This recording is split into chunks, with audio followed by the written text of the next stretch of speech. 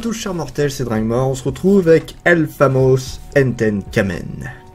Ouais, vous en avez certainement entendu parler, le joueur du grenier en a parlé, c'est un truc où il y a eu pas mal de mèmes, où ça a eu beaucoup de choses, en général, voilà, on connaît au moins de nom, on a déjà vu des images, je pense, de cet homme avec un slip sur la tête, un slip kangourou et des porte-jartelles. Voilà, c'est un style de super-héros japonais très connu là-bas, nous on le connaît plus ou moins de nom, on a quelques visuels, ça s'arrête là. Alors, c'était un manga qui à la base, voilà, comme j'ai dit, j'en ai entendu parler, j'ai vu quelques extraits du film, mais j'ai jamais vu plus. Là j'ai décidé de découvrir un peu ce que ça donnait. Ah bah, on va en parler, hein. C'est un shonen comédie action fait par Ando Keishu. Pour l'histoire, nous suivons Kyosuke, qui est un membre du club d'arts martiaux, qui fait sa vie de tous les jours. C'est un élève plutôt basique, plutôt apprécié, qui est amoureux d'une jeune fille, une fille de Bourges, mais voilà, le cliché de la fille toute timide, toute innocente, tout ça. Et à un moment donné, ce monsieur va mettre par mégarde une culotte sur la tête. Et il va découvrir son super pouvoir de Enten Kamen. C'est plus ou moins tout ce que j'ai à dire sur l'histoire. Parce que ça se résume à ça. C'est un mec, il met des culottes sur la tête. Et ça lui donne de la puissance. Selon la culotte en question, il va avoir plus ou moins de la puissance. Et ça va être une sorte de romance entre lui et cette jeune fille, Aiko, si je dis pas de bêtises, voilà, hein, qui connaît notre héros, qui connaît le super-héros Enten Kamen sans savoir qui c'est, qui va être à chaque fois choqué à chaque fois qu'elle le voit, puisque monsieur fait balancer son magnifique moulage de beat, son moulage de service 3 pièces, on va dire. Donc voilà, il a un style très particulier. Je vais passer directement à l'avis manga, c'est complètement con en soi. Mais alors, c'est pas une critique mauvaise, hein, c'est un manga, faut le regarder en posant son cerveau, en se disant, de toute façon, c'est totalement débile, et c'est le cas de le dire, c'est totalement débile. Il y a pas grand chose d'autre à dire, hein. On suit un mec à chaque fois, il met une culotte différente, et ça va lui donner un pouvoir. Où il utilise, alors bien sûr il se bat au corps à corps tout ça, mais c'est principalement du coup de bourse dans la gueule des gens, genre je descends sur une ficelle et la victime au bout va se prendre mon paquet dans la tronche. Je sais pas comment expliquer ça sans être trop dégueulasse là pour le coup. On a le fameux pendule du... Le problème c'est que je me rappelle trop des scènes. Le mec qui te fait le mode en mode pendule devant le mec avec le paquet, voilà, pour torturer les gens. Ah quoi, vous voyez ce que je veux dire.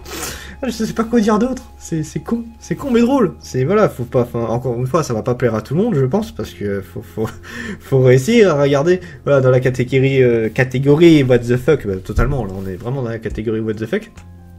Posez votre cerveau. Oubliez la logique, oubliez le bon sens, oubliez la pudeur.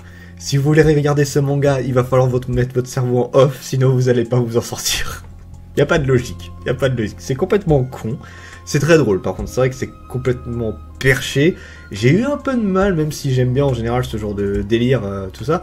Mais là, on n'est pas dans la catégorie Pantsu, que j'apprécie beaucoup, on est dans une catégorie vraiment débile mais drôle. Voilà, c'est... J'ai pas grand chose d'autre à dire, c'est un super héros à la japonaise, complètement barré, what the fuck.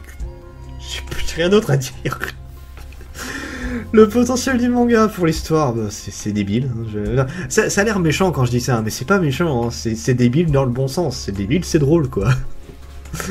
L'histoire, ça se résume en un mec qui prend des culottes et qui devient un super-héros. J'ai rien d'autre à dire, ça se résume à ça.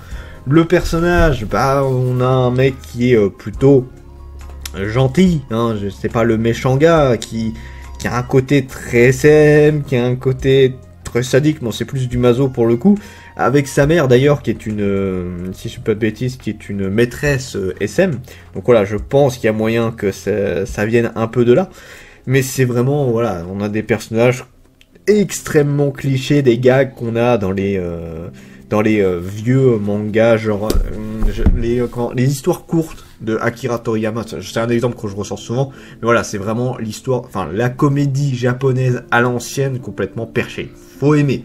C'est un humour que nous, on n'a pas trop l'habitude. Si vous regardez les mangas dans ce style, bah ça va, vous serez pas trop perdu, même si c'est un degré au-dessus, si je peux dire ça comme ça. Mais voilà, c'est du pipi caca, c'est je vais te mettre mes bourses dans la gueule, c'est dans ce style-là. Le dessin, alors le dessin, j'ai pas grand-chose à dire parce que c'est à l'ancienne, hein. C'est un manga qui est assez vieux de base. Le Japon, là, lui, il est sorti en 2009, mais je crois que la série de base, elle date des années 93. Donc voilà, c'est une très très vieille série, hein. C'est pas quelque chose de tout jeune.